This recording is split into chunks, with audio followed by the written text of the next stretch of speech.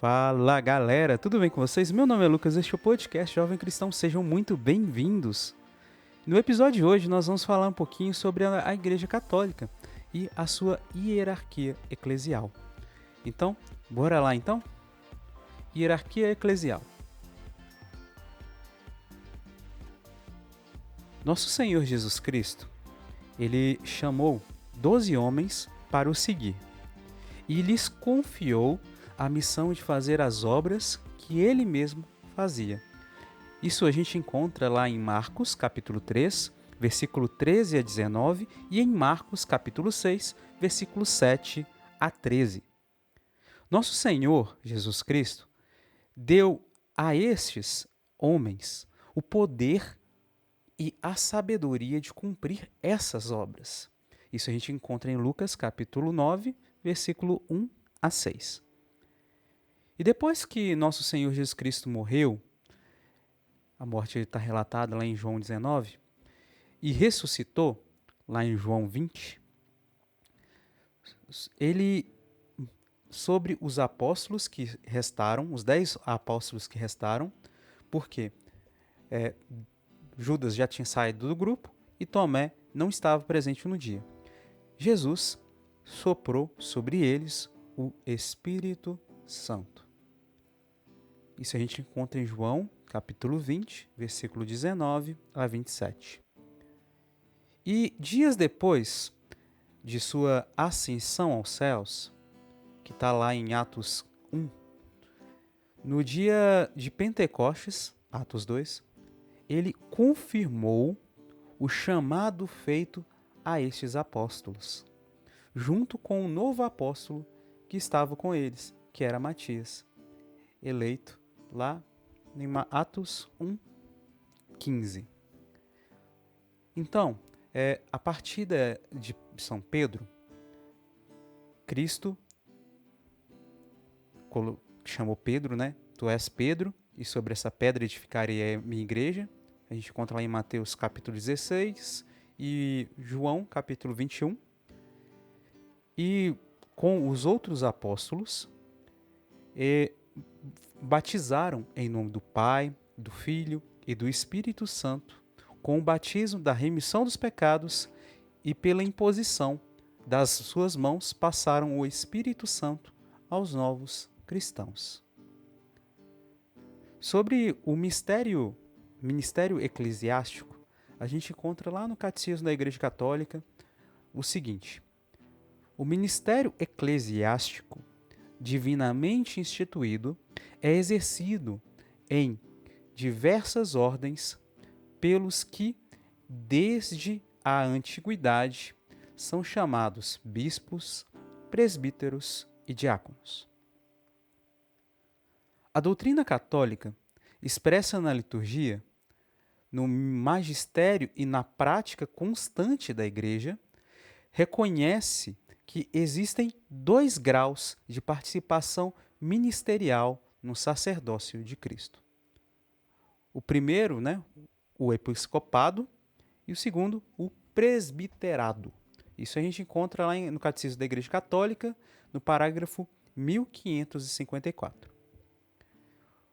O episcopado é composto pelos bispos. Dentre eles, alguns recebem missões especiais, e temos aí o título de cardeais, E dentre os cardeais é o eleito um para a missão de bispo de Roma, que é o Papa. E depois, o presbiterado é composto pelos padres. E sobre o diaconato, o Catecismo da Igreja Católica, também no mesmo parágrafo, 1554, ele coloca que o diaconato se destina a ajudá-los e servi-los. Por isso o termo sacerdos que designa, na prática atual, os bispos e aos sacerdotes, mas não aos diáconos. Não obstante, ensina a doutrina católica que os graus de participação sacerdotal, ou seja, episcopado, presbiterado, e o de serviço, ou seja, que é o diaconado, são conferidas por um ato sacramental chamado ordenação, isto é, pelo sacramento da ordem. Isso também está lá no Catecismo da Igreja Católica.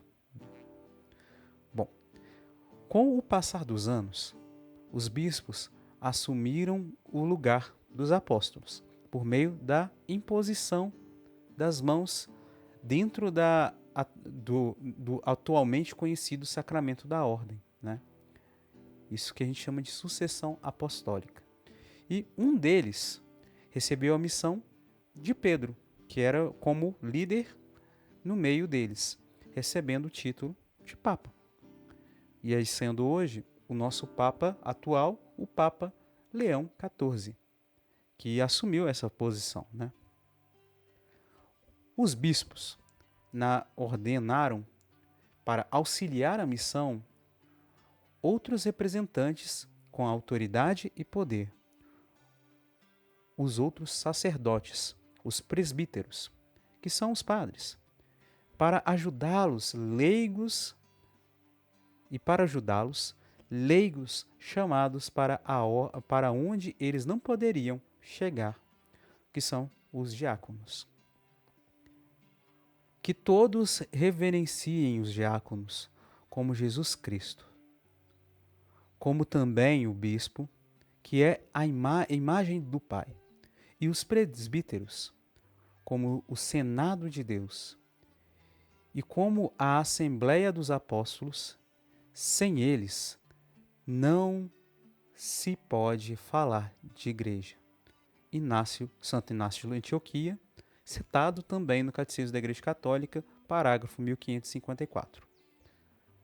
Todos os bispos, arcebispos, cardeais, eles são pessoas que receberam o grau máximo do sacramento da ordem. Os bispos, arcebispos e cardeais, tá bom? O bispo, ele vem de um termo grego, episcopos, que significa supervisor.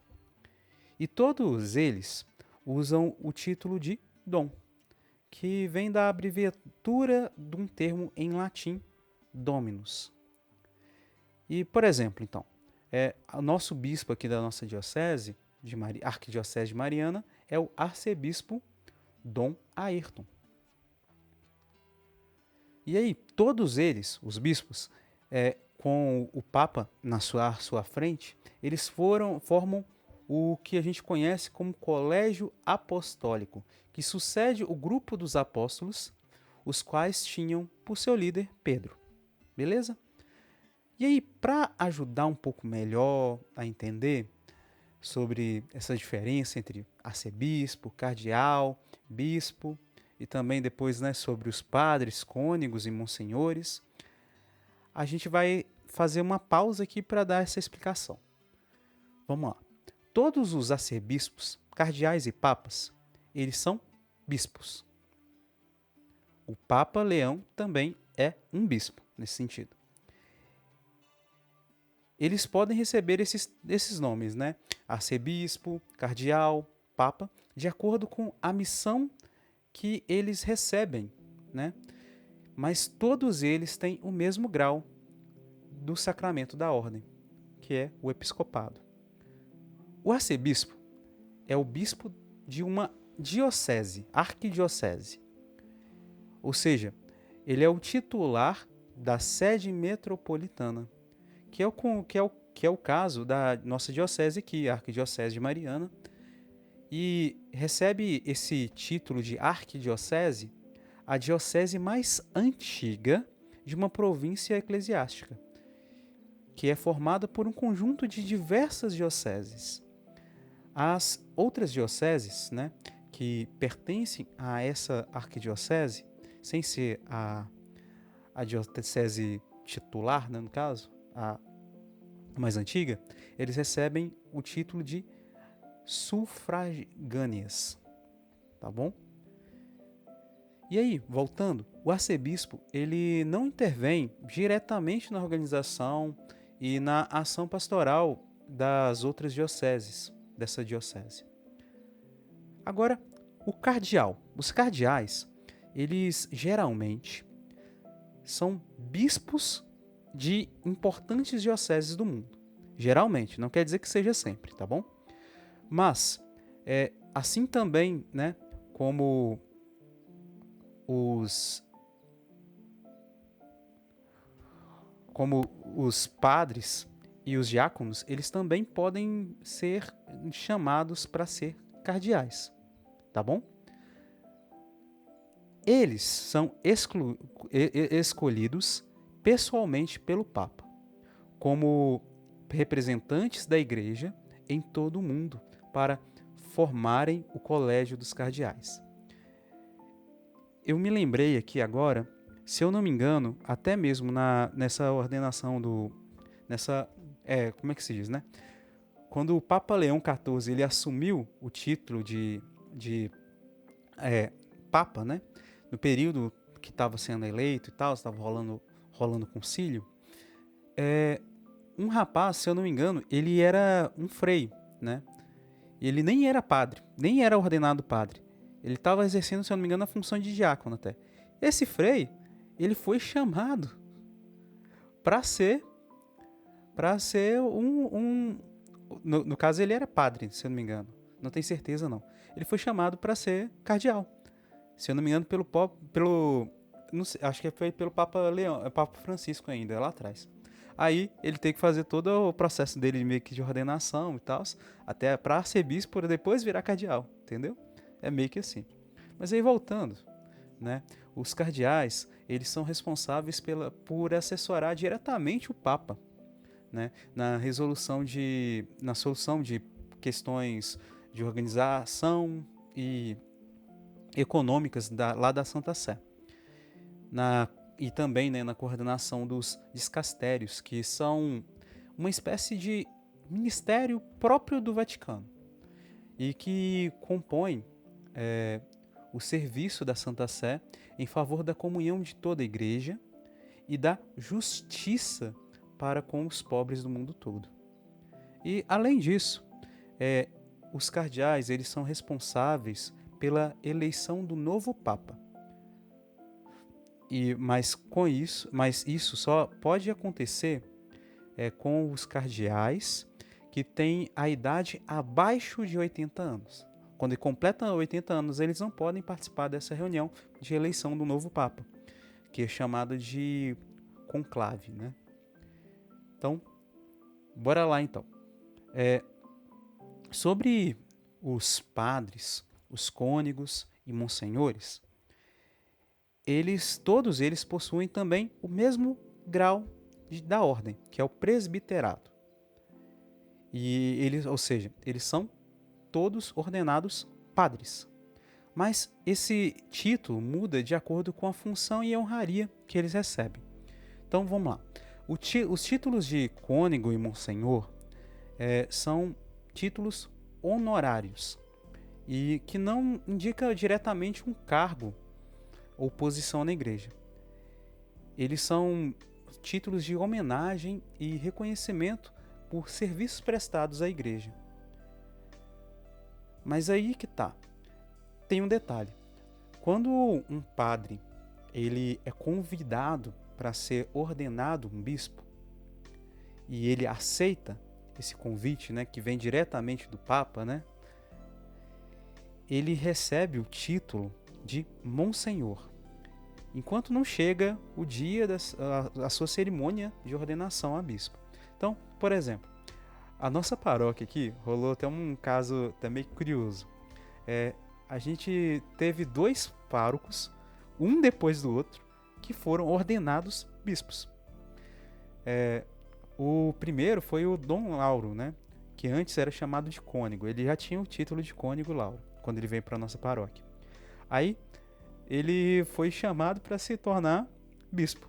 Aí, o padre que depois assumiu o lugar dele aqui na nossa paróquia, que é o padre Geraldo Souza, ele também virou bispo. Foi chamado para ser bispo. Aí os dois, a partir do momento que foi anunciada a nomeação, porque já tinham aceitado e tal, eles receberam o título de monsenhor. Então virou Monsenhor Lauro e Monsenhor Geraldo. Depois de ordenado, Dom Lauro e Dom Geraldo. O Dom Geraldo, que Deus o tenha, né? Que Deus abençoe, cuide de sua alma, porque ele veio falecer, infelizmente, ano passado. E a gente até comentou isso num episódio para trás, um tempo atrás. E aí, é isso. Bom, então, assim que fica a estrutura da igreja, eclesial da igreja, né? Da hierarquia eclesial. Primeiro, a gente tem o Papa, que é chamado também de Bispo de Roma e sucessor de Pedro. Depois temos os bispos, e aí inclui cardeais, arcebispos, né? E depois tem os padres em terceiro, que são os monsenhores, vigários, cônegos, párocos, né? E por aí vai. E na quarta parte, né, temos os diáconos, que podem ser permanentes, ou seja, podendo já ser casados ou não, e os diáconos transitórios, que geralmente são seminaristas que em breve vão ser ordenados a padre.